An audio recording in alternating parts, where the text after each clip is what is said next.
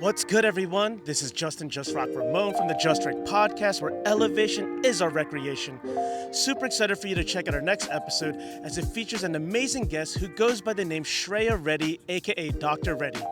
Shreya is a SoCal-based trekker, backpacker, doctor, and adventure enthusiast. For this episode, we dive into Shreya's recent major accomplishments, summiting Mount Whitney and completing the SoCal Six-Pack of Peaks Challenge. We unpack what inspired her to take on Mount Whitney, the challenges she faced along the way, from altitude sickness and fatigue to freezing temperatures, and the deep personal reflections she had at the summit. We also discuss which peaks she tackled in the SoCal Six-Pack of Peaks Challenge and which one pushed her the most. We even took a moment to reminisce about how we first met during an unforgettable full moon group hike adventure. In addition to this YouTube video version you are watching right now, we have audio versions available on Apple Podcasts, Spotify, and on all the other major streaming platforms. You can find those links in the description. All right, let's get to trekking and get into this episode.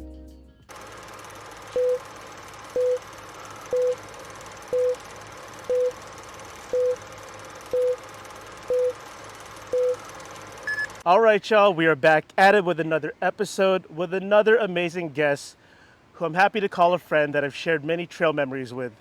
We're out here in Kenneth Hahn State Park, close to sunset hour. It's so beautiful right now. You can even feel the breeze at the moment. And right here next to me is Shreya, aka Dr. Ready for a Break on Instagram land. She is a SoCal trekker, backpacker, adventure enthusiast, and I believe you might be the first doctor that we've ever had on the show. Oh, wow, what an honor. So very excited to say, welcome to the Just Right podcast, Shreya. Thanks, Justin. It's so good to be here. How's life been for you? I feel like I haven't seen you actually for a minute. If I'm not mistaken, I might have seen you more towards the beginning of summer back when we did the Highlander Big Bear Lake challenge, where you did like the 3-day backpacking route, and I did the 2-day, and you were crushing that, I remember. Oh, thanks. I think you're right.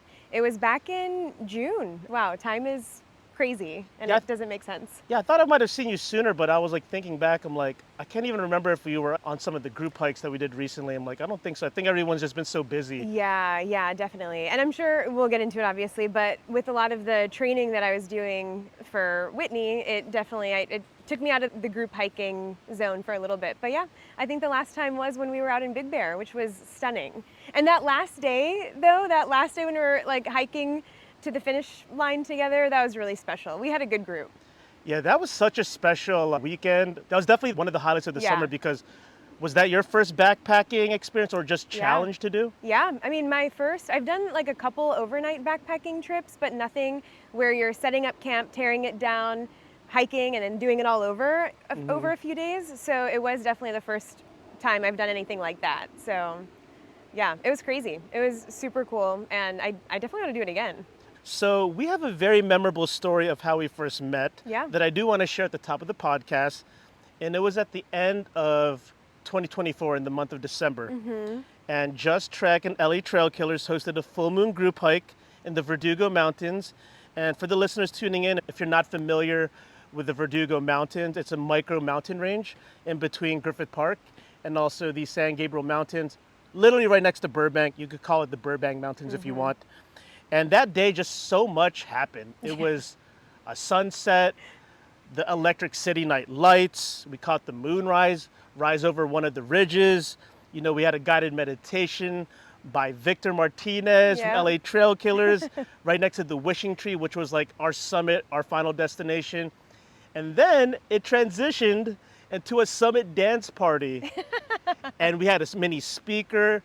And I'll never forget this because it's etched in my memory.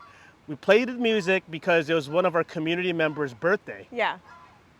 And all of a sudden, you and somebody else grabbed a stick and we started the Limbo party. Yes. That game. And I just met you the first time on that group hike. Yeah. And I didn't know who you were, but you were so about it. You really bought into the energy of the group. You were holding the other end of the stick with my other friend. I think it was Lauren. You were hyping everybody up. You're getting everyone to go under the limbo, lower and lower. And I was like, who is this girl? She's such a vibe. Like, I'm glad that she's like, it's her first time with us, and that she's just like willing to contribute that energy and just like hype everybody up. So I always appreciated that about you. Wow, thank you. I remember that so vividly. That was actually my first group hike. Ever? Yeah, because I No met way. Vic. It must have been a few months earlier because I moved to LA and Culver not too long before that. And I met him at the Parks Project actually. And that's how we got connected with LA Trail Killers. And then I think on social media, I saw him posting this group hike and I was like, oh, I mean, like timing works out perfectly. I'm around, let's do it. I've never done a night hike before. And so the stars literally ended up aligning. And then I just met you there. And there was something, the energy that night, I don't know what it was. It must have been the full moon or whatever. For sure. Yeah, definitely. I remember feeling kind of shy because it seemed like a lot of people here knew each other and have like done some hikes and stuff before. So I think I was just trying to like test out the waters and kind of figure out where I fit into everything.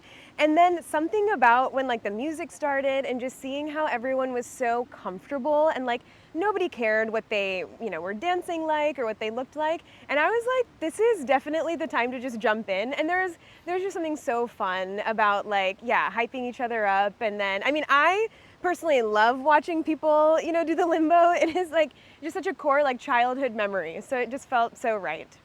Yeah, that day, that night specifically, just so many layers to it, so many different types of like energies happening. I felt like we're all gonna howl at the full moon. I just couldn't believe like a limbo line like formed. Like I didn't expect that to happen, but I guess I'm not too shocked. Yeah, right. It was the right people for sure. And you just attending that first group hike, you touched upon it a bit, but like how did you just enjoy it? What were your first impressions? Like I know you said you were nervous at first, but you warmed up. Yeah. But like what was just your overall impression and vibe from the day?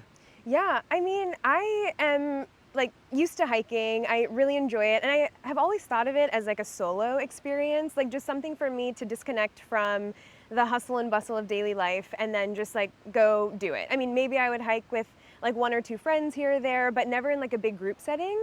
So I don't think I knew what to expect in terms of like, what would the pacing be like? Like, are people going to be really fast and I'm going to be struggling to keep up or whatever? Is everyone going to be in silence or talking? Like, I just kind of had no idea what to really expect. We're going to be in silence and chanting and humming.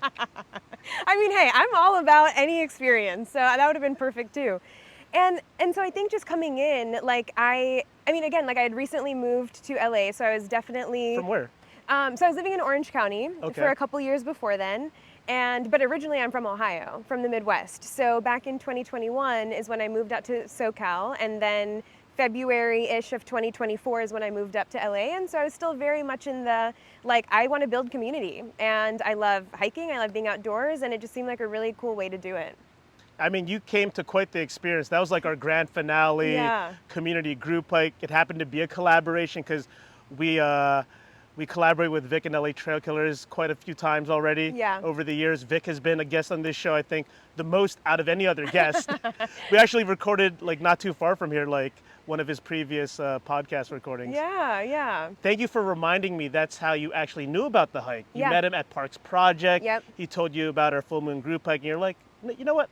I'll take a chance on it. Definitely. And I think that's been such a theme of my experience, over the last couple of years is just like taking a chance on these experiences. And I mean, that's what led me to the Highlander, where I met, a lot of other people. And I think, no matter how like old you are or what things you've done before or haven't done before, like there's always a chance to build community.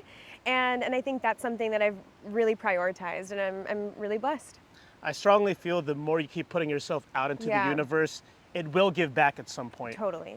And clearly, that's what you've been doing this entire year. You've been putting yourself out there, joining all these different experiences, different groups.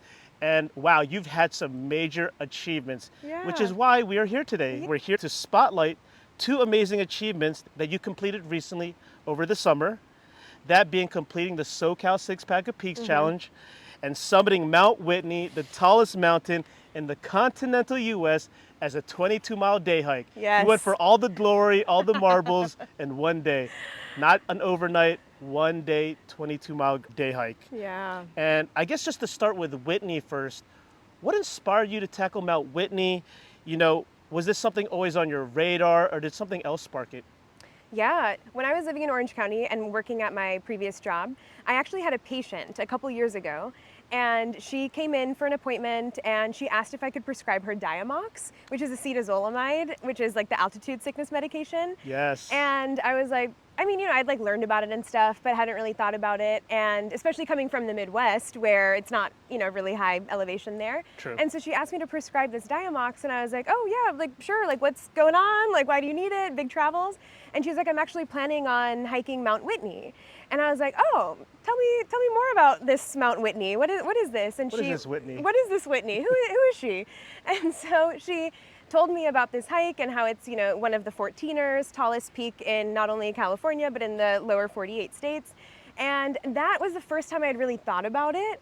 And this was probably just like a year, 2 years into me living in California. So I was just getting accustomed to like the hiking scene in SoCal anyways. And I was like, oh, okay. So I just kind of put it on the radar. And then I never really thought about it. I explored a lot of Southern California hiking and just really enjoyed, all of that. And then it wasn't until earlier this year, as I was kind of, trying to figure out what my adventures were going to be for the season, that Whitney came back to mind. And I was like, okay, like I've been doing some hiking and maybe this could be something fun to put on the calendar for the year. How fascinating. It was a patient that put that seed in your mind and it marinated over a year or two, and now you did it this year. I know. If, she is out there watching, thank you. You are the reason that Whitney became a possibility. So. Okay, so when you had the thought to do it this year, was it just because you remembered that conversation, or you're doing more research, or did you see some content? When was that moment you were like, I want to do this year at this time? Yeah. Well, it actually, because at the top of the year, because you know how the permit system works, like the lottery permits for some of these big hikes. That's right, yeah. And so I just wanted to explore a little bit outside of Southern California hiking. And so I was either thinking about doing the Half Dome or Mount Whitney. And so I applied the lottery for both. And well, I actually didn't get either. And so what happened is, so when the lottery results come out and I didn't get anything, I was like, okay, well, that's kind of a bummer.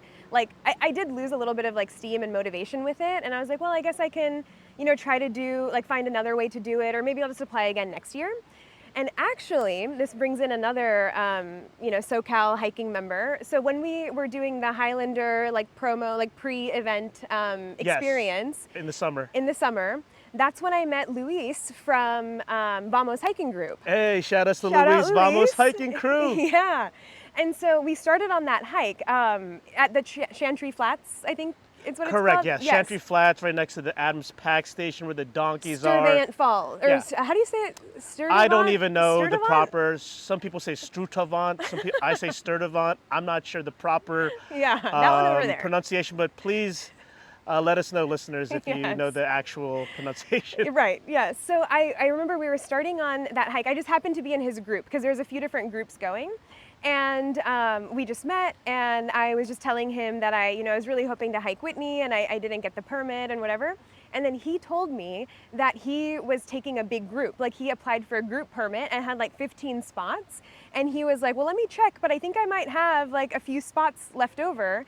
And I was like, wait, okay, me and my brother, I think we want to do it. And so he got back to me a little bit later that day or that week, and then he let us know that there was a couple permits available, and so we snagged them.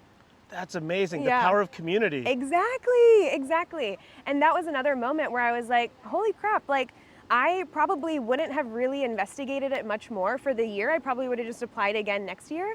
But the fact that we were just in community, in conversation, and one thing leads to another, and then that's that. That's what I'm talking about. When you put yourself out there in these scenarios, the universe will work in your favor. Exactly. Because it's really difficult to get those permits for Half Dome or Whitney. People go years on years applying, and obviously there are hacks to get around it, but it's very demoralizing when you keep applying and you keep not getting it, and you're like, hey, I want to make it this year, but then you're just forget about it. Maybe the next year, and you keep putting it off. Exactly. So it felt like the stars aligned, and it actually was perfect because I did want to do a day hike, and that's what he said the permits were good for, was going to be a day hike. And it was September 21st, which also seemed like a really beautiful time of year, and it was just going to be 10 days like after my birthday, and so Oh, it was what? just, it all seemed like, okay, this could be a really cool, inspirational, sentimental milestone. I mean, it wasn't on your exact birthday, but to do it near and around it, like Yeah. that's so special because it's such a massive achievement to do like in the United States, you know. To go back to Luis and Vamos hiking crew, yeah, he had just brought like so many Vamos hiking crew members to Mount Whitney at the end of August. Yeah. So that's really awesome that he had also permits in Yep. September and was kind enough to hook you and your brother up. Yep. So your brother clearly is also an avid hiker. You just mentioned him right now. Well, I don't know if I would consider him like an Aspiring? avid hiker. He hiked. He hiked with me because I asked him to. You dragged him along? I dragged him along, Okay, yeah. okay. What happened was, so he actually used to live in San Francisco. And at the top of the year, he moved in with me to live in LA for a year while he was doing a sabbatical year. He like quit his robotics job up in SF and wanted to kind of pursue his own thing for a minute. Wow, robotics. And so, yeah, he's an Doctor, engineer. he's robotics. I know, Okay. I know. He is a lot smarter than me, and I'll only say that once. So, and we did catch it on camera. So, so he moved in, and then I was like, well, I mean, this is like the year of us living together. Like, it just makes sense for us to do this hike together too. And I just thought it could be a really special sibling bonding experience, you know, as some would call it. Trauma bonding, trauma sibling bonding. Yep, exactly. And I just felt like it would be a really cool experience to do with him. So I'm really grateful that he said yes. That's one aspect of the story that's went over my mind. You did it with your brother. Yeah. That's really special. Well, we're gonna get into it pretty soon, Yeah. but that's really amazing that y'all are living together out here in Los Angeles and got to share all these moments together with one another. Definitely. So it sounds like you knew about Mount Whitney first, Yeah. because prior to Mount Whitney, you went on this separate journey. Yeah. But it was in training for Mount Whitney, the SoCal 6-Pack of Peaks Challenge. Yeah. How did you discover that challenge? Did you always know about it? No, actually, so I am a pretty planned person. You know, I'm pretty type A, some would say. So I started doing a lot of research, and I just knew that from the research that I had done on Mount Whitney, which I use the hiking guy quite a bit. So if you're watching, thank you. Used your articles quite a bit. So when I was reading, you know, that article, it just talked about training and the importance of that.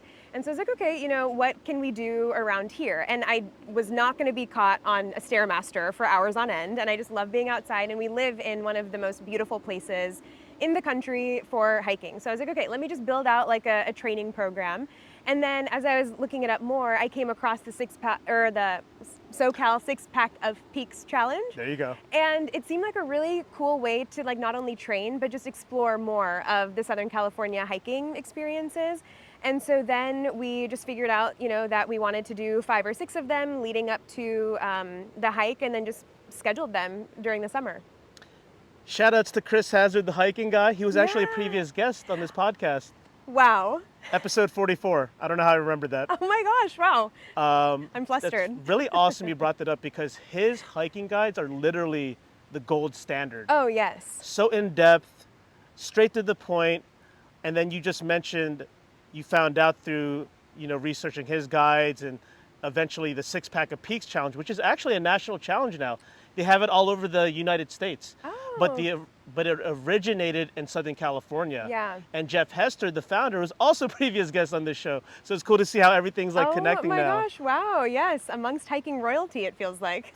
And man, that challenge, I think, is just so life-changing in terms of how you like experience LA County and Southern California. Yes. Because I had been in Los Angeles for like already 13 years, 14, 15 years before I even heard about it. Yeah. And I just had no clue we had high elevation peaks. Yeah. Because if you're not familiar with the challenge, it's basically a challenge where you conquer all of Southern California's tallest peaks. And you can choose like 6 of like, there's now like 18 options. I think so, yeah. So I'm curious to know, like, which 6 options or which 6 peaks did you decide to tackle? Yeah. So let's see if my memory will serve me. So we started off with Mount Wilson Observatory. Okay. And then I did Mount Baden-Powell, and then Cucamonga, Baldy, Bernardino Peak. San Bernardino Peak. Yes. And then San Gorgonio. Yeah. Wow. Yeah. That's almost the original 6 peaks. It might be, Yeah. yeah, if I'm remembering, yeah. Yeah. Okay. And we kind of planned it where initially, I mean, we were going to do it based on progressive mileage and elevation. And then also, we knew that as we were getting closer to Whitney, like we were going to have to be driving further. So we just kind of wanted to schedule those hikes that were going to be like a full day affair closer to Whitney to almost just try to prepare for like what a long day that was going to be. And tackling these 6 peaks, what was like the time frame? What months were you doing it in?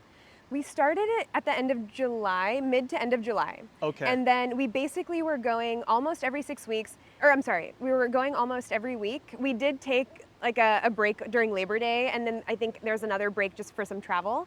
So yeah, we just kind of timed it to see what would lead us to getting to Whitney with enough time to kind of like troubleshoot, if we needed to figure it out better.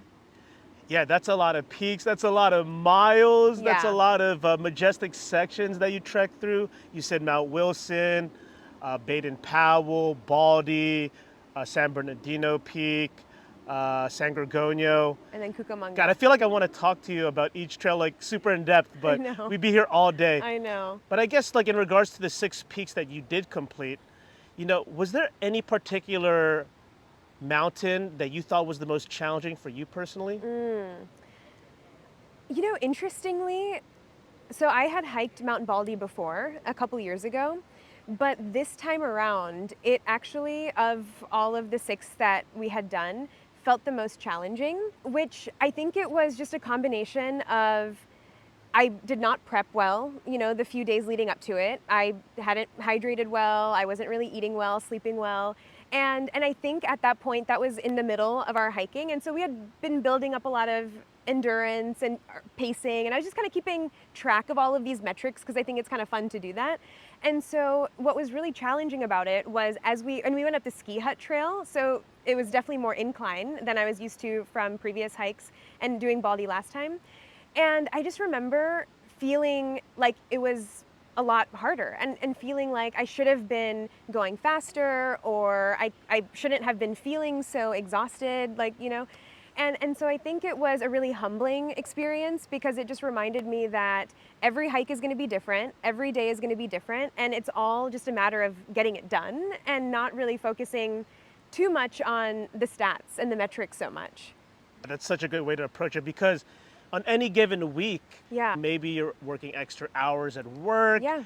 Maybe you didn't hydrate enough. Like it all depends on those days leading up to each hike, how you are gonna perform. Right. Right. And even though you did Baldy and we're familiar with the trail, it can still kick you in the ass and always humble you because I've done that mountain so many times now. It's always a challenge, always humbling, whatever route you do. Yeah. So it sounds like you went up the ski hut / Baldy Bowl trail to the summit. Yep. Did you also come back the same way, or did you go down the Devil's Backbone to the restaurant, back to the trailhead? Down Devil's Backbone. I think that's the best way to do it as a loop. Yeah, I think so. Yeah, because last time I went up Devil's Backbone and then actually back down Devil's Backbone. So it was an out and back. So it was cool to do it as a loop this time. But oh my gosh, that ski hut, Baldy Bowl, that incline is serious. Just don't go down it, because when I first started doing Baldy the first few times, I would go up Devil's and down the ski hut Baldy Bowl trail. And we call it surfing the loose scree. Your knees, if you have bad knees, it's not a good day. Oh yeah, you got to invest in some good trekking poles for sure. And also just from all the peaks you did, all the mountains you did in this challenge, were there any favorite sections of any trail that really took your breath away and that you fell in love with? Oh my gosh. And you can mention a few. Yeah. I think Cucamonga Peak was definitely one of my favorites. I don't know. I think it was just because the terrain was so diverse throughout the entire hike, because you got the forest and the tree line area. You had the really cool rocky bouldery section where it almost felt like you were scrambling a little bit. And then just ascending the side and seeing the other mountain ranges and then getting actually up to the peak and then sitting on that little like potato chip or whatever it was. Yes. It looks really sketchy in the photos on Instagram, but when you actually get to the summit, it's not sketchy at all. Yeah, and just seeing like the Inland Empire down below, it was like, holy crap, we are up here. And it was just such a moment where it felt like such an accomplishment because the views were stunning. And just feeling like, wow, we were down there and now we're all the way up here. And this is what like SoCal peak bagging is like. Hands down, Cucamonga Peak is one of the most gorgeous trails in all of Southern California. It was stunning. It was stunning. And then I would say another one that was really beautiful was San Gorgonio. Now, that was our last training hike leading up to Mount Whitney, and it was also really special being the tallest peak in Southern California, so it just felt, and that was the first hike I did after my birthday, so it was like, it just had a lot of sentiment to it too. And it was definitely that false summit that we talked about. It was a mental game for sure, because I was like, positive, that's the summit right there. You get up there and you're like, oh, wait, what? That's not, we're still up there. And it was just such a moment of like, again, being humbled. But what was really cool to me about that one is it was so barren in the sense of there were not a lot of people. And so it felt like a really secluded hike, and just the views from up there where you can see San Jacinto, which is still on my to-do list. I need to Oh, make you haven't it done up. San Jacinto? I haven't done San Jacinto yet. That's probably my top 3 favorite peaks in SoCal. Really? I mean, it just looks so majestic and beautiful from San Gorgonio to see Jacinto. So I think that was just a really cool, cool day altogether. And just, we started close to sunrise and ended close to sunset. So even that kind of the full finale, full spectrum day was really cool too. It's such a long day, full commitment, because it's 2 hours to get to the trailhead from Los Angeles. It's around 18 to 19 miles, around 6,000 feet of elevation gain. And then after you complete it as a day hike, you got to make the damn drive back. Unless you booked an Airbnb or hotel nearby, which most people don't. No. Yeah. That was a moment where we were like, what are we doing? Like, we're waking up at 3 a.m., driving 2 hours, doing this hike, the driving crackhead back. Hours. Sorry? The crackhead hours. It was wild. It was absolutely wild. And I was like, I mean, I wouldn't have it any other way, but it definitely was like, we're doing this thing. It's that's already in it of itself, even if you didn't do Whitney. Yeah. It's such a massive peak bagging achievement just because of all the mileage and the time commitment it takes out of your day. Yeah. You know, it's the tallest mountain in SoCal at 11,500 feet. Yeah. Everybody always has a San Gorgonio story the longer you're in the SoCal community. Yeah. It's also got the nickname Old Grayback. Yeah, I don't know if you've heard of that. I have, yeah. Like, I have a San Gorgonio story. What is it? I got stormed off the mountain. It's actually a new episode that I released, so everybody check out the Trails and Tribulations series launch. Ooh. Is one of my survival stories. Oh my gosh, okay. Yes, I'm excited to check it out. Wow. Yeah, that's all I'll say. Okay. Little teaser. And from all the trails that you completed, all the peaks you did in the SoCal 6-Pack of Peaks Challenge, what were those important lessons that you learned from all this? Wow. I think, the main things that I think I took away from having all of this exposure was the importance of just getting mileage down, just knowing that like you could train all day in the gym, you could, be a super fit person, but there's something about being on trail that just has a slightly different flavor to it. Whether it's getting used to the hiking poles or the trekking poles, getting used to carrying a pack, knowing what your legs are going to feel like on really unstable grounds, like just kind of getting more of an awareness of your body's positioning in earth, I think was a really important lesson, because every trail is different, and it's so important to be so present with that, because injuries are common and can happen so frequently. And so I think just getting a really solid footing, no pun intended, through all of these trails. The best training for hiking is hiking. Yeah, exactly. And that's what we knew. I knew that Whitney was going to be a beast no matter what. And I just wanted to give ourselves the best shot to make it as doable as possible, knowing that nothing was really going to compare to it, but just, racking up those miles, racking up the familiarity and the comfort with all of our gear too. The other most important thing is figuring out what our snacks were going to be.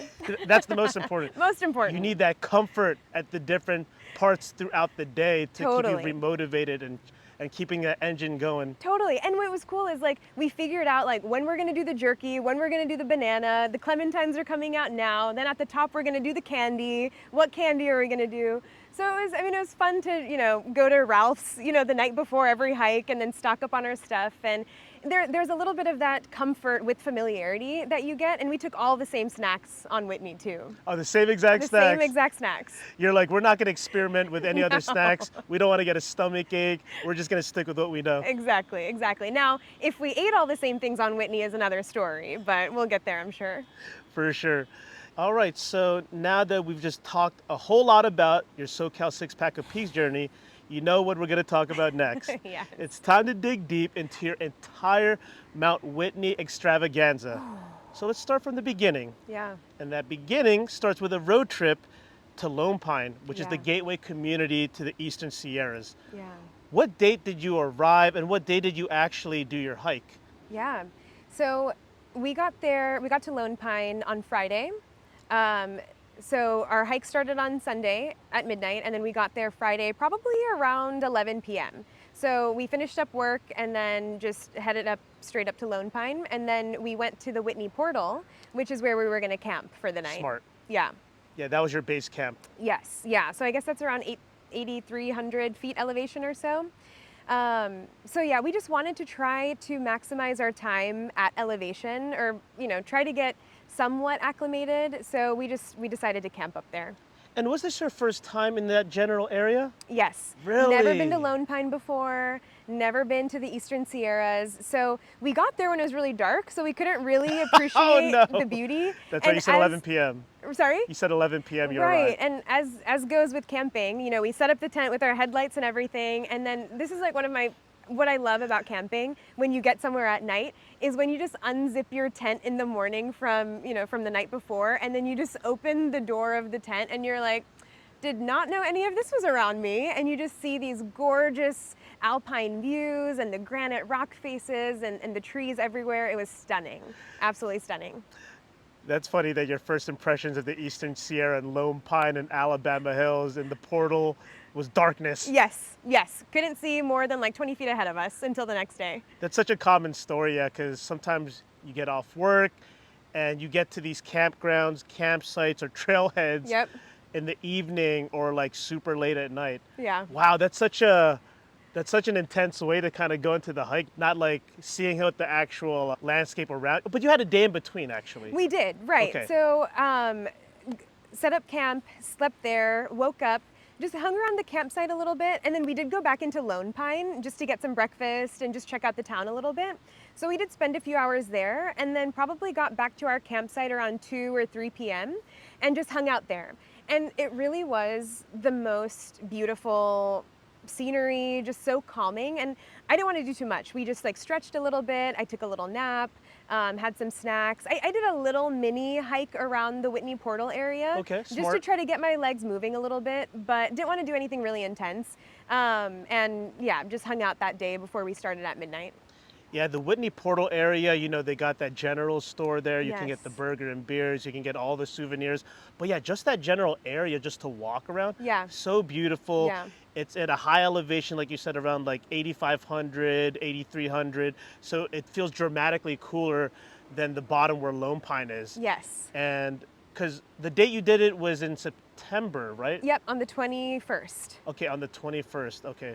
And so you arrived on Friday, it was darkness, you finally got to see what the whole landscape looked like on Saturday, you hiked a bit around. Yep. So what time did you go to sleep on Saturday Oh night, my God. and what time did you have to wake up to start the hike? Justin, this was, I think, one of the things that definitely contributed to the experience was just massive fatigue, because I was amped the entire day. Like, I was nervous, to be honest. Like, I had no idea what the experience was going to be like. I have never started a hike at night, and so we tried, to sleep, I don't know, maybe like around 7-ish, like Impossible. 6:30 or 7. Exactly. It's like light outside still. There's like people next to us like grilling.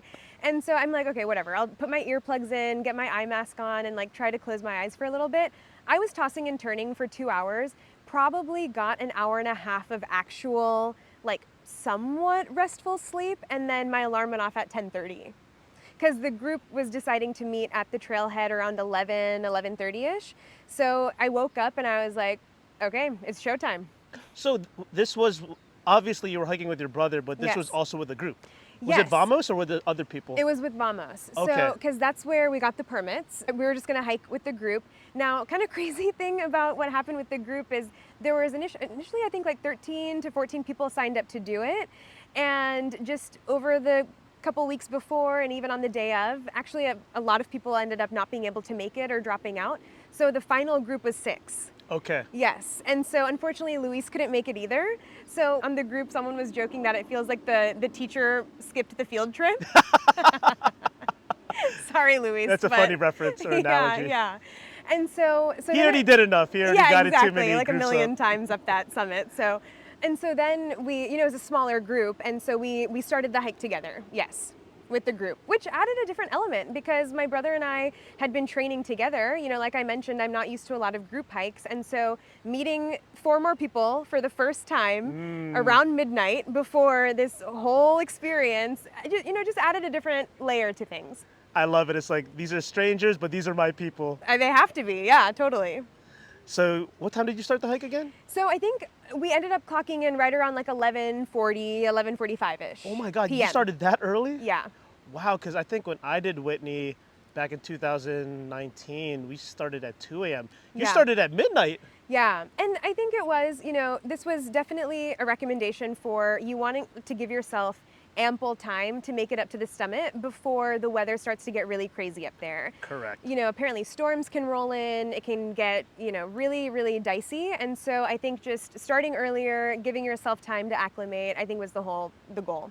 No, yeah, exactly. Eastern Sierra Nevada mountain region is notorious for afternoon thunderstorms, even if the forecast is sunny and blue skies. Right. So that's very good that you knew that. Yeah. So, I always tell people, like on those insanely long, challenging day hikes, the earlier the better, if you can do that. Yeah.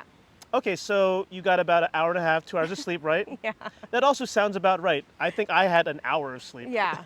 There's no resting before that hike. There's too much anxiety, restlessness. Adrenaline.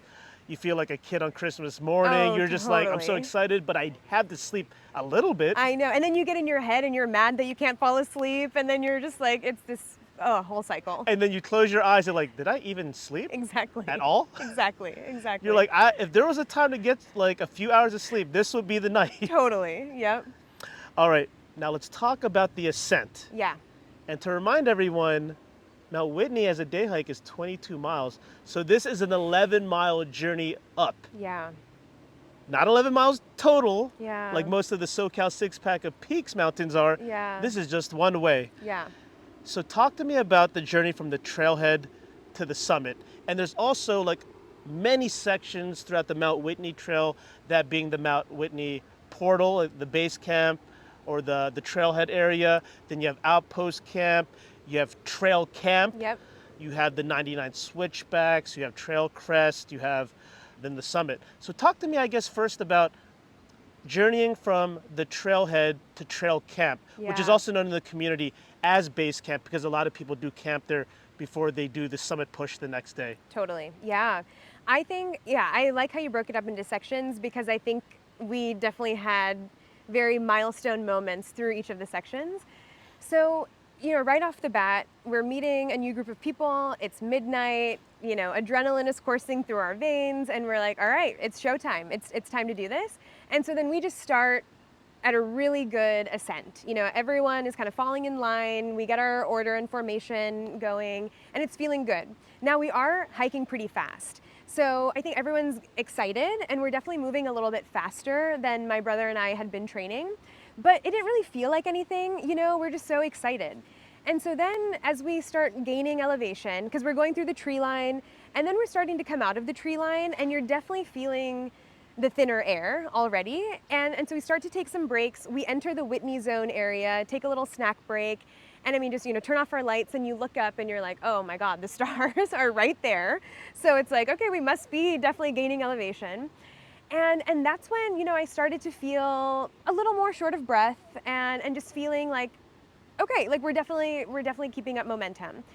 And then we take short breaks, as we keep going up. But I think around 11,000-ish feet. We're definitely past the tree line. Now, mind you, we're all wearing headlamps. There's no light. It's actually, I looked it up, it was a new moon. So there was like no moonlight happening, which is beautiful for stargazing, not so great for like navigating this new terrain. And so we definitely feel it getting colder, like significantly, a few hours in, and the air is just feeling much thinner. And so around 11,000 feet, like I'm starting to feel pretty nauseous. And I'm having to slow my pace a little bit, asking the group to like take a few more breaks. And I'm starting to get a little nauseous, a little lightheaded, and then I start to get a little dizzy, and my brother's right behind me. And he actually calls out, he's like, hey, like your footing just looks a little bit unsteady. Ooh. Like almost just saying like, you don't really seem like you're taking confident steps. Like you're kind of just like making silly choices. And then that kind of clocked to me of like, okay, like I think we just have to be a little bit smarter about this for our pace. And so we were taking a break and I was just not feeling super good at all. And then we made that decision to fall back from the group. So around 11,500-ish feet is when I asked the rest of the group, the other 4 members, to just go on because we were gonna be moving at a slightly slower pace. And I just knew that was gonna be the right thing for us and what made most sense for us. And it was really hard to make that decision because, I mean, I like to be fast and it was a really humbling moment because we are generally fast hikers. Like our pace is pretty good.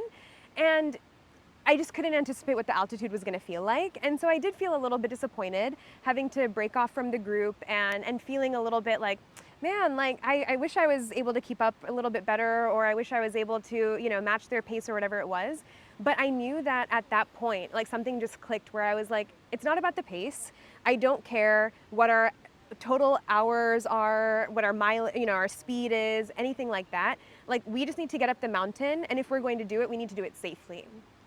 And so when we made that decision to break from the group, I think it just took a lot of, it reframed my perspective a little bit. And this was before trail camp? This was right before trail camp, yeah. Gotcha. So we took a break. We sat for about 10 minutes or so, and then I didn't think I was going to share this, but then I had a wag bag experience. Oh, here we go. Putting the wag bag to work. The wag bag. I was so determined that I was not going to use a wag bag on trail, and then my gut, literally, I trust my gut as much as I can, and my gut was like, you better slow down, and it literally made me slow down. So I had that whole experience. I was able to cleanse out a little bit, and then of course you pack it out, of course. But once I kind of relieved myself, I did feel a lot better. So I just felt like altitude was kind of setting in a little bit more. I was able to acclimate a little bit better, and then we made it up to trail camp. Now, what was really challenging, the other challenging part, was I didn't realize how much we were relying on everyone else's light source. Like our headlamps were like not super great and super illuminating. And so when everyone left, I was like, oh, like our visibility is not that good. Maybe like 5 or 6 feet in any direction. And so ascending, using all trails to like make sure we're going the right way. It's getting colder. It's like, it feels like it's 30 degrees at this point. It's so dark. You can only really see so close in front of you. And so that I think just added like another mental layer to this, where I'm like, I don't have the sun to show me where my next direction is gonna be. And so that was really challenging too, like while also dealing with feeling a little lightheaded and dizzy and nauseous. That's a lot. I remember myself like getting off trail a few times and having to go back and then find the path again. I know exactly what you're talking about. And retracing your steps just adds like another layer of like, oh my gosh, like just frustration. And it really, I mean, we heard the wind and we could see the stars, but it was also a really disorienting experience to really not know what was around us. And that was just like, yeah, added a whole nother element of like, what the hell are we doing? You're getting the whole Mount Whitney experience. You had to use the wag bag. You're getting lost. You're having to retrace your steps. You have the beautiful stars though above you. You're like, what am I doing with my life? You have to backtrack from the group. It's now just you and your brother. You only got each other now. That was definitely the smart decision because I always tell people it's actually more advantageous to go slower on Whitney, especially if you hadn't had proper time to acclimate your body. Totally. To backtrack a little bit, did you take anything prior to the Mount Whitney trek to help with the elevation, such as the Diamox, or did you use maybe ibuprofen, or maybe you just skipped all of that? Yeah. I was thinking about the Diamox, but my thought was, I'd never taken the medication before, and I don't know, it felt a little nerve-wracking to me to take a brand new medication out on a trail like that, not really knowing how I was going to feel with it. Now, of course, it is the treatment the treatment for acute mountain sickness is to come back down, but that is a treatment that people use, but I just felt a little bit nervous about taking a brand new medication. So I opted not to, because I thought, if we were feeling that bad, we were just going to turn around anyways. Okay. Yeah. Yeah, I just wanted to ask that first because I'm always curious, like, what people do to potentially tackle it or fight it off. Yeah. We did take ibuprofen a couple times, or like once on the 99 switchbacks, but up until then we hadn't. So we were just like really focusing on taking breaks and staying hydrated, and just really letting go of that ego of like maintaining any sort of pace. Yeah, because the slower you go gives you more time to acclimate properly. Yeah. Okay, so you're having all these obstacles and challenges, and then you finally reach trail camp. Yeah. What was that experience like? Trail camp was like an out of this world experience. I mean, again, it's dark, so you can't see anything besides people's tents. Oh, it was still dark there. You didn't get a sunrise there, did you? Not yet, no. Okay. Yeah, we got there around 4 a.m. So it was still super dark, and you could see maybe 6 or 7 tents around. And I was like, okay, in my mind, I was like, we just have to take a break here because we also had to filter more water. Because we only carried about 2.5 liters each, planning on filtering at that trail camp lake. And so we got there and we were like, okay, we just got to sit, because now I'm feeling a little bit better, but my brother is starting to feel some of the effects. Yes, which was perfect because both of us feeling shitty at the same time probably would have not been super helpful. So I was starting to feel a little bit more acclimated, and he was starting to now really feel the cold, really feel the nausea and the lightheadedness. And so we decided, let's just take a break at trail camp. And so we were just like huddled up next to each other against this boulder, contemplating our life choices, just wondering like, we're only halfway and we have to keep going. Or at least we were thinking about what we wanted to do. And when you stop, like you do lose the momentum and everything just feels so much colder because you're not moving and your body's not working. And so the cold just like really set in and we were freezing. We were shaking our hand warmers, and I don't know if it's like an altitude thing, but it took like an hour for the hand warmers to get warm. Ooh. But so then at that point, we're just sitting there and we're thinking, like, what are we doing, And my brother was definitely ready to turn back. And we had actually met a group of men who were also doing it as a day hike, and they got to trail camp in maybe like 20 minutes after we did. And so we actually asked them for an emergency blanket just to like try to like keep some warmth, because we thought, well, maybe we'll just wait until the sun comes up to then like maybe start the 99 switchbacks. And so they let us know that they didn't have an emergency blanket, and we're like, what is your plan? They were asking my brother, like, what's your plan for the ascent? And we were thinking like, maybe we'll just reevaluate what we're gonna do when the sun comes up. And then honestly, what his advice like really changed the direction we were gonna go in is he was like, if I can offer you some advice, like I really would recommend just continuing on, take as much time as you need, even if you take 20 steps, then you can take a break, that's fine. But it'll be best if you've already gained this momentum to try to keep working with it, because you don't really want to be caught on the switchbacks when the sun is up and it's getting hotter and it's really exposed, and you just want to be mindful of getting off the summit before the potential storms start rolling in. So what was the forecast for Mount Whitney that day? Was it a storm, or was it like overcast in the afternoon? What was it? No, it was beautiful. It was beautiful the entire time. There were some clouds that were like rolling through, but nothing that really felt dangerous. But as you said before, like it can change at the flip of a coin. So we don't want to take any chances. So the forecast was solid. It was good. Gotcha. It looked really good. And so then something just kind of clicked for both of us, where I remember saying, like, we were just like shivering and huddled together. And I remember saying, you know what? The sun is going to be up soon. This is the darkest part of the night. It is the coldest part of the night.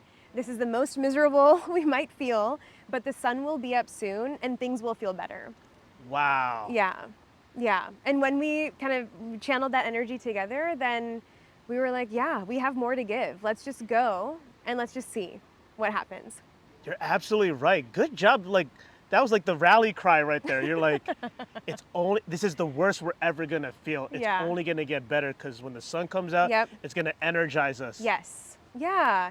And it really, and I mean, at that point, like, it felt like your thoughts are just so still. Like you're not thinking about anything else besides how miserable you feel. And it was really just like a humbling moment again, and just a moment of like being totally in the present and thinking about like, what can we do to just come back? What can we do to come back to this moment?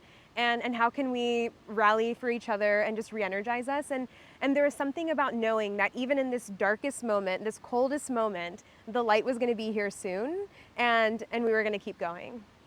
I love that. It was really special. It's all poetic what you're just saying right now. Yeah. I remember even when you posted on Instagram that caption, I was like, I hope she brings up that specific quote that she said. Yeah, it was really cool. So you're remotivated again. You met these men. They gave great advice. And so now you're leaving trail camp, and now you're ascending the infamous 99 switchbacks. Yeah. What is that experience like, tackling the 99 switchbacks and getting the trail crest? Yeah, oh my gosh. Well, half of the 99 switchbacks, again, we did in the complete darkness. So all we knew is we were just walking along these, these rocky switchbacks, and it was literally just one foot in front of the other. We couldn't see anything around us. As we were gaining elevation, we could see the tents that were below, and it was cool. Like, okay, we're definitely making some moves here. But what was really cool was when the sun, like the light from the sun, started illuminating that valley. We could see the outlines of the spires and the mountain peaks. Oh yes. And that was the moment where I was like, where are we? Because at that point, there's nothing. You couldn't see more than 10 feet around you. And now you're starting to see this terrain take shape. And it was like, holy shit, this is incredibly stunning. And I think that gave us a little bit more like motivation, like, wow, like this is where we are. Like this is our world and our earth. Like what? We get to be here? So then that definitely gave us a little bit more motivation. And I mean, seeing the sunrise like come up around the horizon, and you're already so high, because now we're probably at, close to 13,000 feet as we're ascending the switchbacks. And so seeing the sunrise, like everything was super motivating, but then we still had another half of the switchbacks to go up, and it was brutal. Were you counting them? Brutal. Please tell me you were. Okay. I think I counted up to like 11, and then I was like, I can't think about anything anymore. I'm over it. I'm over it. I just have to keep going. And I think what was really important that we did on the switchbacks was we had to continue taking breaks, because you're gaining about 1,500 feet of elevation just on those switchbacks. And we had to force ourselves to hydrate and take snack breaks, because at that point was not hungry, was not thirsty, still feeling a little nauseous. But I think with all my research, I was like, you're not gonna be hungry past 12,000 feet, and everything changes then. And you just have to stay nourished and hydrated. You have to force it. Have to force it. So we did a lot of gels, and we did a lot of pretzels. We did not want any of the turkey jerky that we brought or anything. Like it was all of the sugary, carb-heavy foods. Yeah, the goo gels are a lifesaver on that specific hike, because as you mentioned, you tend to lose your appetite the higher elevation that you go. Yeah. So it's hard to eat the food that takes a lot of chewing. You're just gonna be like, this is terrible. Exactly.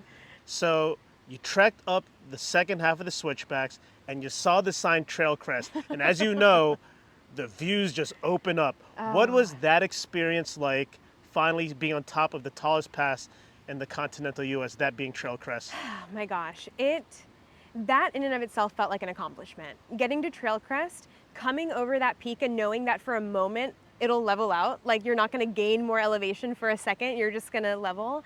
And then seeing the views of Sequoia National Park and just the gorgeous like emerald lakes, it was breathtaking. I mean, literally, for many reasons, breathtaking.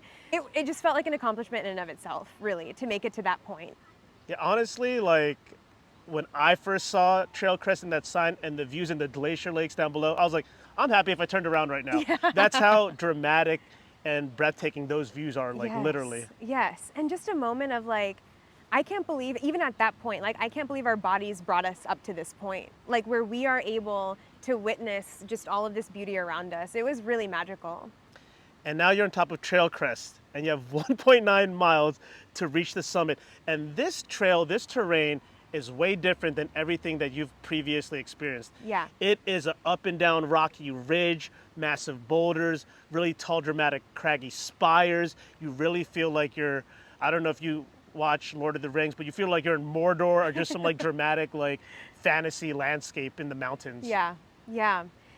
That, I mean, the last 2 miles to the summit, I think were just, in and of itself, some of the most challenging, because at that point, your mind is like, great, I made it off the switchbacks. That sucked. Like gaining all that elevation, altitude is still an issue. Great, now it's just 2 miles. We can all hike 2 miles, no problem. That's what we've been doing. And then you get there and you're like, no, no, no. No, no, no, no. It's still very different because you're at almost 60% oxygen. So like, I think what I was getting in my head was like, I was comparing what 2 miles feels like hiking here in SoCal versus what 2 miles feels like hiking at almost 14,000 feet elevation. And I was like, why does each step feel like it's taking so much energy?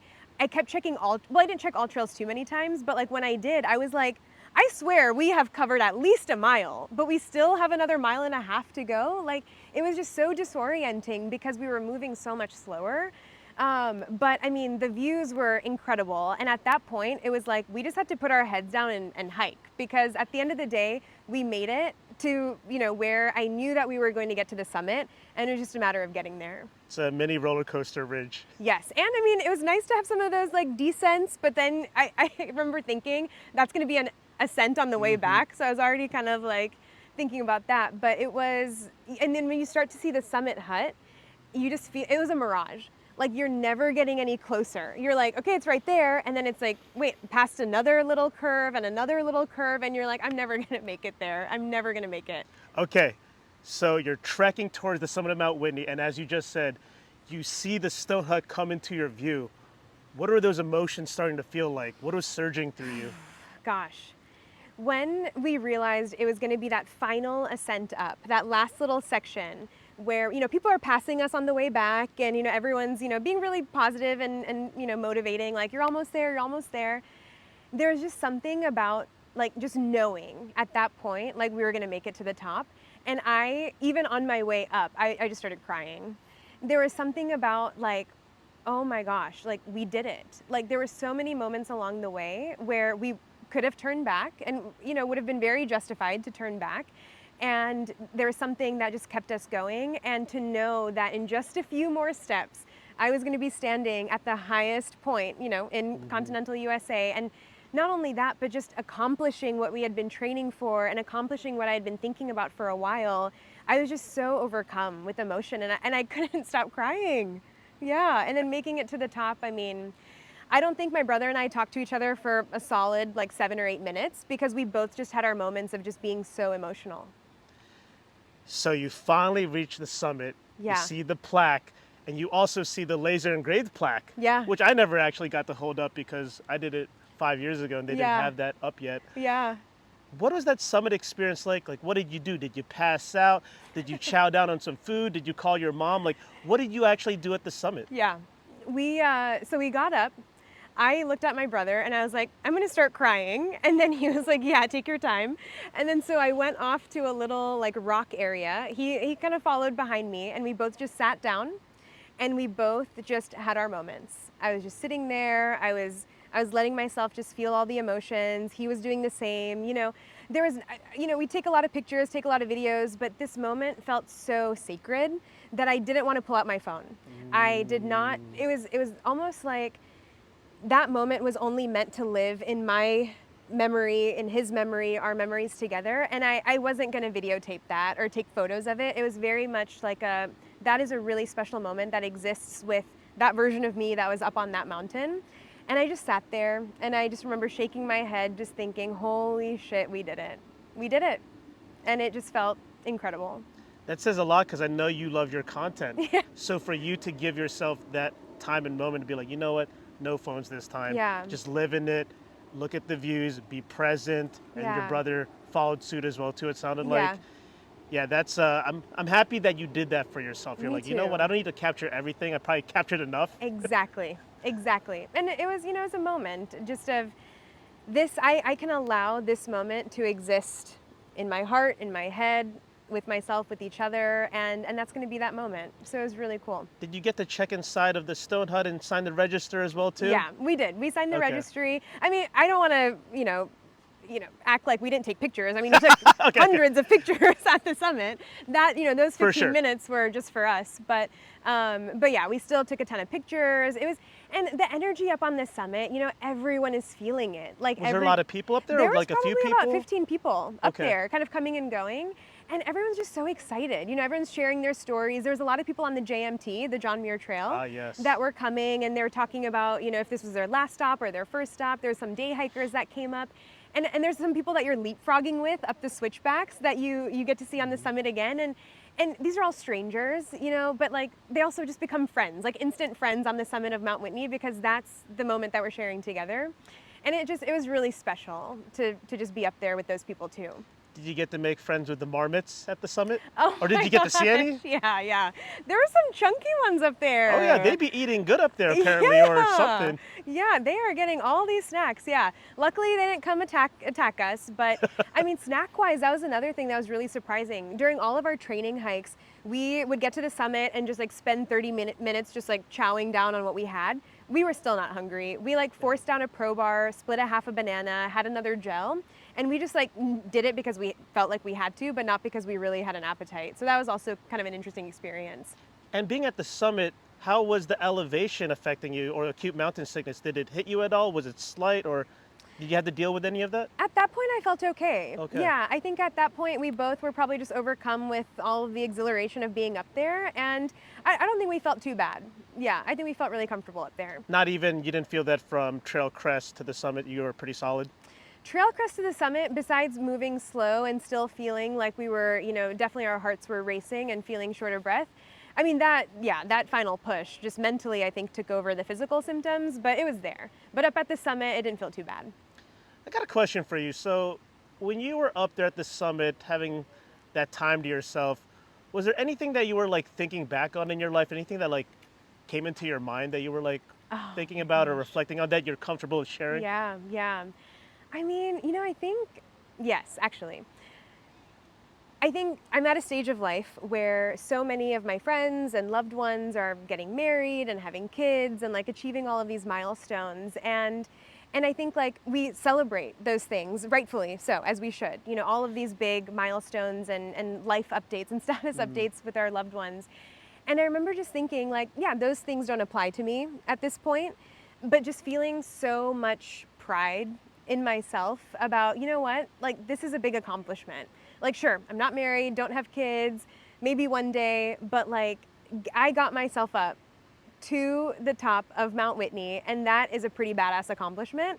And there's just this moment of like just such self-compassion and self-assurance and like, like your journey is your own journey. And this is, a goal that you've set out for, and the fact that you were able to accomplish it is a huge milestone that you should celebrate for yourself.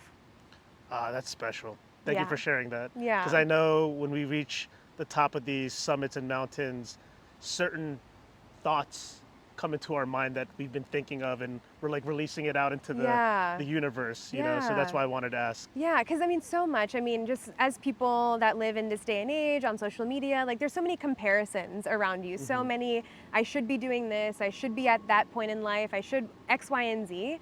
And so there's a moment, and it was probably because like, I don't know, I really feel like the altitude or the whole experience like helped reframe some neural pathways or something. 1000%. Because it was like, I mean, yeah, that stuff matters, but like how cool that I get to do this, and like how cool that I was able to motivate myself, stay disciplined, train for this and actually accomplish it. And I think it just gave me a lot of that self-confidence and, like I said, that self-compassion to know that like I am doing really cool shit and I'm like really achieving a lot of cool things, and that is something to not take lightly. I think when you do something like a Mount Whitney, so challenging, such an achievement, it makes you realize you have infinite potential and that you have so much more to live in this life that you might not have thought of, seeing your peers, your friends and family, they have several babies, they got their family. You're like, this is my journey, this is my story. Exactly. And there's much more that's going to unfold still. Totally. Yeah. So Shreya, as you know, what comes up must come down. All the way down. And let me remind y'all, remember it was 11 miles up. So this is a whole nother journey, the descent from Mount Whitney summit back to the trailhead. Talk to me about the descent.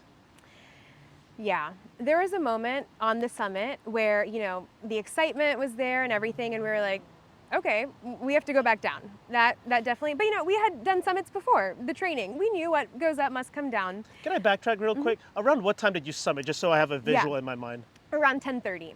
Oh, wow, that's an early summit, or that's a very solid summit time. Yeah, got there around 10:30, spent about an hour up there, and then right around noon, we decided to start our descent. Oh, perfect, okay. Yeah, so we get down, and we're thinking like, okay, altitude's not gonna be an issue anymore, we're moving downhill for the most part, like, that's it, we just have to do 11 miles, But those 11 miles, it was unreal.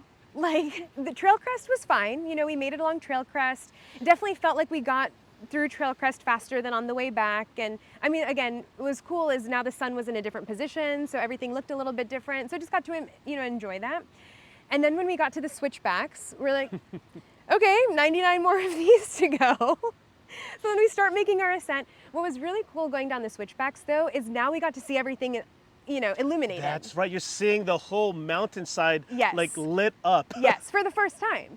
Because all of this we had done in the dark. So now it was really cool to just have, like, another experience with it. But, like 20 switchbacks in, you're, like, ready to be done with the switchbacks. I still didn't count the switchbacks, but I'm like, all right, like, we're making our way. We're definitely, doing a little bit of, like, jogging down, and we made good time. And then when we made it down to the trail camp, we decided, okay, well, we have to filter more water. And because we hadn't seen any of this illuminated during the, we hadn't seen this during the day, let's take a break here. So we just took about another hour break at trail camp. And it was stunning because now you can really see which peak is Mount Whitney. On the way up, I had no idea where the summit was actually. So like all of these spires, I was like, is that Whitney? Is that Whitney? Like, I don't know. It's a whole new hike at this point for you. Exactly. And so we're at trail camp and I'm just like, I cannot stop staring at the summit, just thinking like, we were up there. Like we were just up there. Like, how does that work? And so then we're just taking it all in, filtering more water, doing that thing, just eating some snacks. And we're like, okay, it's probably time to make it back.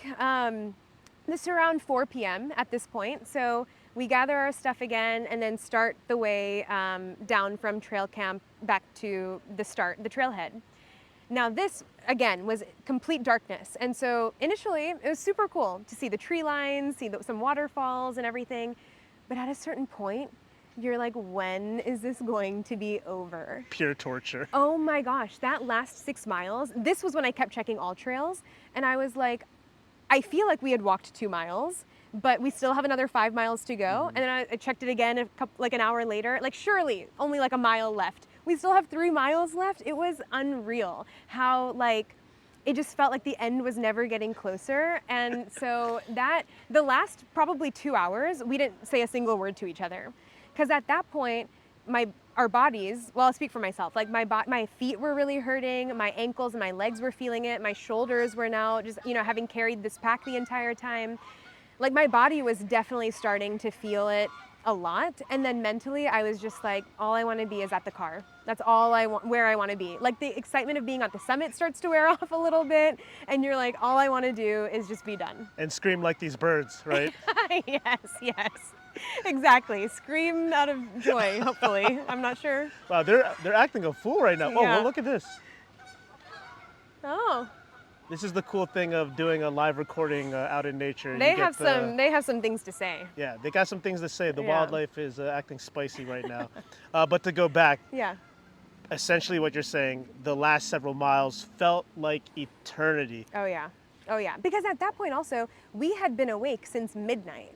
And now it is, 5 p.m., running on an hour and a half to 2 hours of napping, having all of these emotional roller coasters, trials and tribulations, going up, going down. I mean, your body is mush, and then your brain is like almost mush too. And so the last couple of miles, it was also switchbacks down the tree line. And we both were like, okay, we just gotta act like our literal job is to just walk and hike and get to the trailhead. And we just like put our heads down, just like made our way, kept our pace, and we're like, literally the only way out is to get through this, so we just have to do it.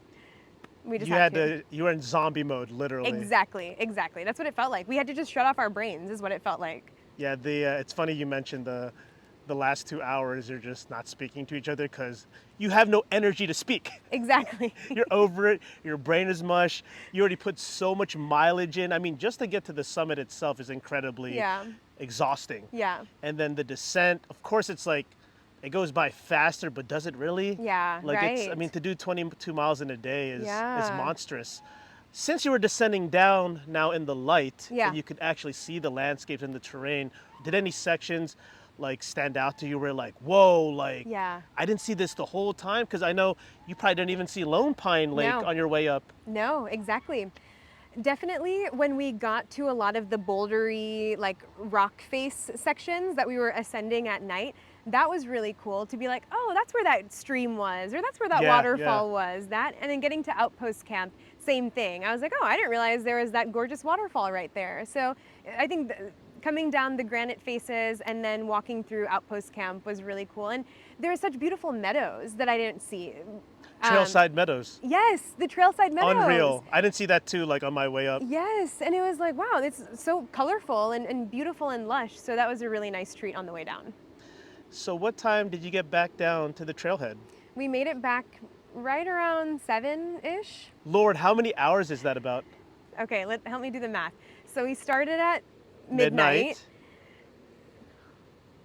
So that's what? Wow, almost 18, 19 hours? Yeah, 18, 19 hours. I know. I can't remember the last time I was awake for that much time. Just 5 hours away from 24 hours. Oh my gosh. 5, 6 hours felt away. like that was gonna happen. Yeah. Yeah, it's to rack up that much hours on the trail is like you're like, what am I doing with my life? You know? Definitely. And it was also really humbling to know that it took that long, but you know, that was what we said halfway through. It's like, it doesn't matter how fast we're going. It doesn't matter how long it's going to take us. Like the fact that we just did it and did it safely and successfully was the main thing. So you got to the trailhead, Mount Whitney portal, where your tent is set up. Yep. Was the store still open? I don't think so, right? What was getting back to the trailhead experience like for you? So we did stop at the store because I really wanted to buy their cute little, like, I summited Mount Whitney mugs. Of course. Which I could have bought the day before, but I was like, no, I will not buy this until I know that I have summited Mount Whitney out of principle.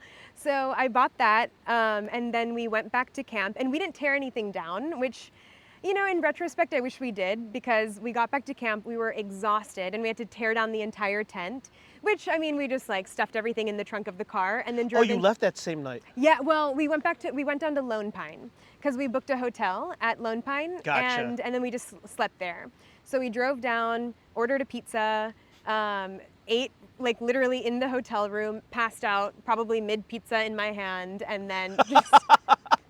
on your face, or your face fell into the pizza. Honestly.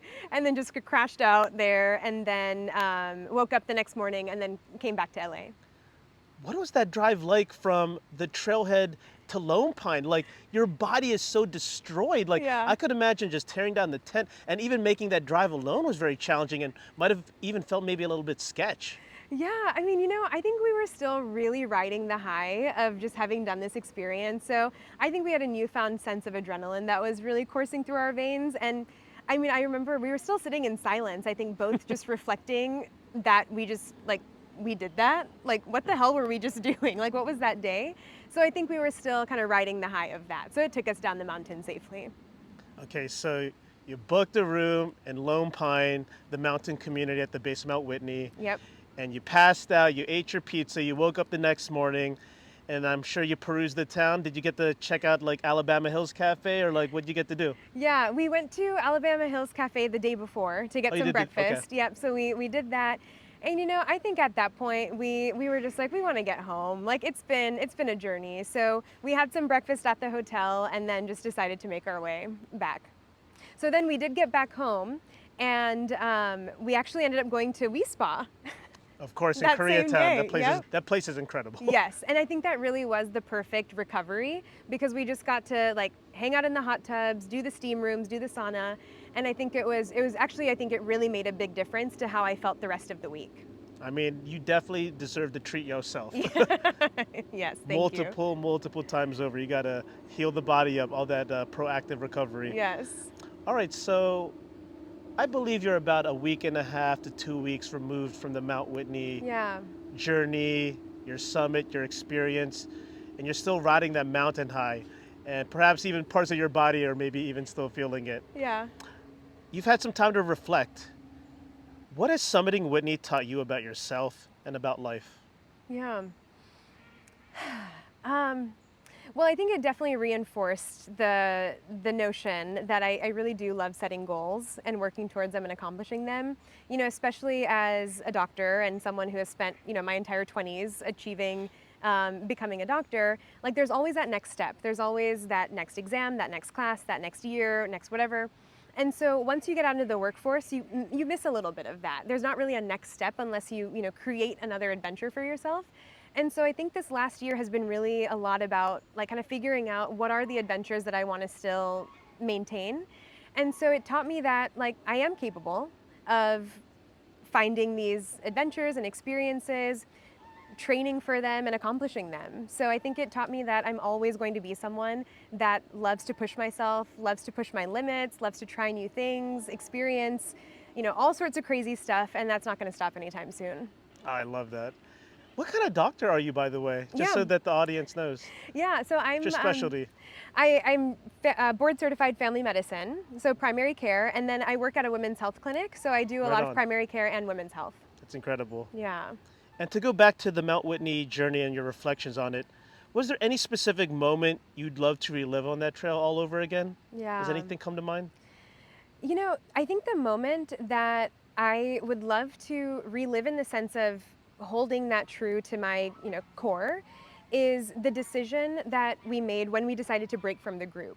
Because that decision definitely took a lot of setting aside my own ego, setting aside my own pride, what, you know, I felt like I should be or shouldn't be doing, and really trusting my gut and trusting that I know what I need to do to be safe, to keep my loved ones safe, and to really, you know, accomplish a goal. And it just reminded me in its own way that we are really all on our own journeys, and everyone's path is going to look different, everyone's route is going to look different, but as long as you're able to really like stay confident in what you need and who you are and you know how to accomplish these things, you can.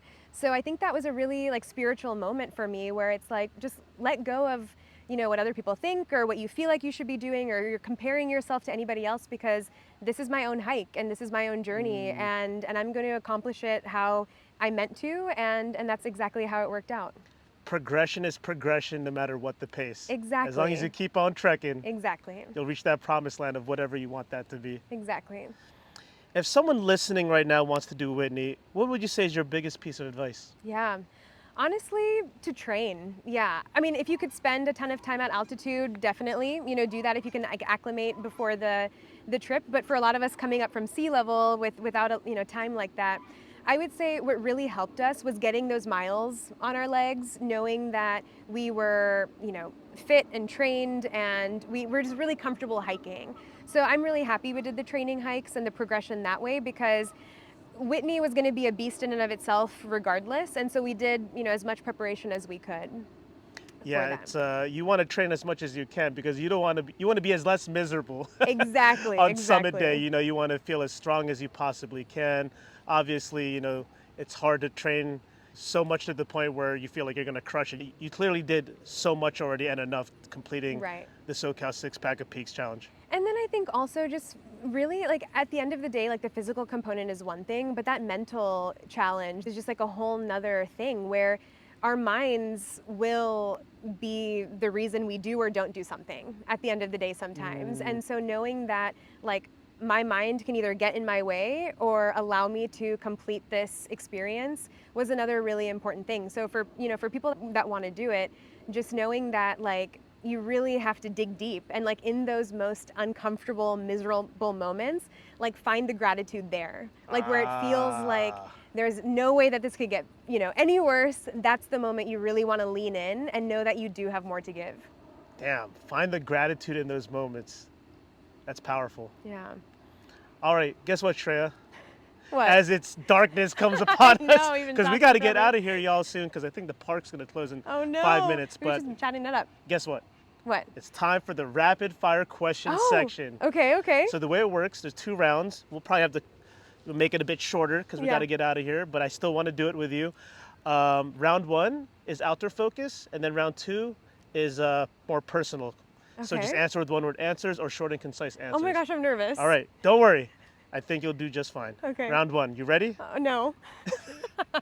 Yes. You ready, Rocksteady? Yes. Okay. Favorite trail snack? Trail mix. Trail runners or hiking boots? Hiking boots. Desert or deserted island? Deserted island. Waterfalls or lakes? Waterfalls. Rock scrambling or surfing loose scree? The rock scrambles. Dawn or dusk? Ooh. Dusk. Mountain lions or grizzly bears? Grizzly bears. Taco Tuesday or Waterfall Wednesday? Taco Tuesday. Santa Monica Mountains or San Gabriel Mountains? Santa Monica. Santa Monica Mountains or Eastern Sierras? Oh, both. You gotta choose one. Santa Monica. National park you want to visit the most that you have not already? Ooh. Oh my gosh. Oh my gosh, Whatever comes to the top of your mind. You have to help me out with one. I can't. Oh,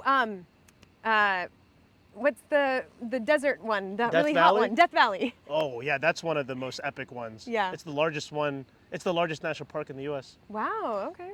Music artists you want to hike with? Snow Allegra. Wow, what an answer!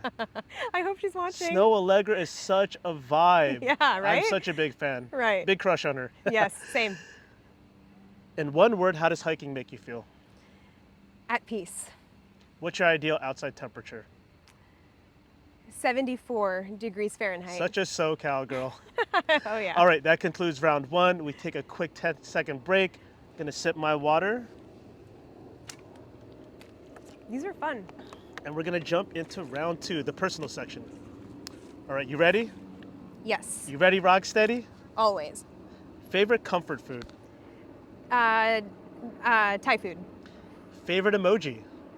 Ooh, the eyes to the side one. What's your hidden talent? Oh my gosh. Poetry? Nice. Okay, we'll have to put you on the spot sometime. Yeah. App you're currently using the most besides Instagram? Ooh. My Chani app. Chani? It's my astrology app that I read every day. All right, all right. And what, if you could be any animal, what would you be? A dolphin.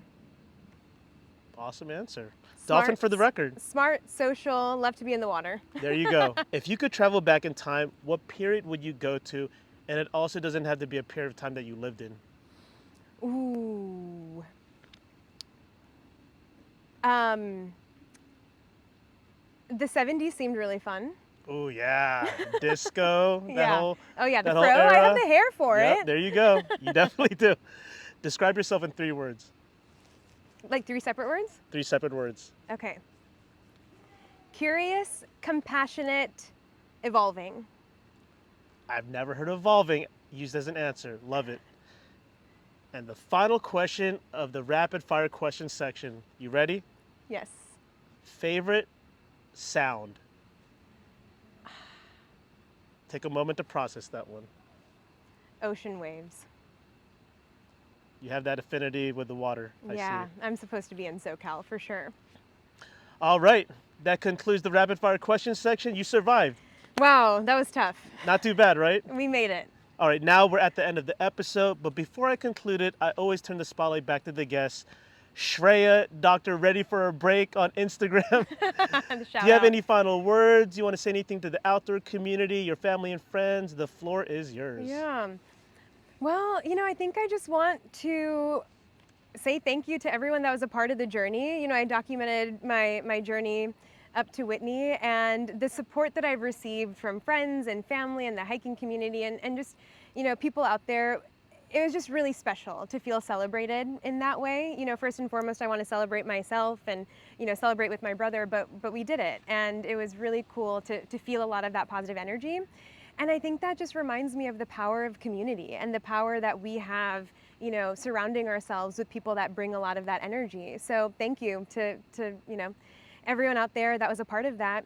And really, I think just being confident in trying new things and getting yourself out there, putting yourself in potentially uncomfortable situations for the greater reward that comes from that. You know, life is scary and there's a lot of unknowns and twists and turns, but the chances we take and the adventures that, you know, we embark on are the most beautiful.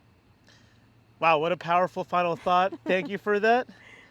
Shreya, Dr. Reddy, Yay! Just Strike Podcast, Elevation is our recreation. Yes. And we are out, y'all. Woohoo! If you're watching this, you might not be able to see us, but perhaps you can see the reflection of this beautiful lake. Yes.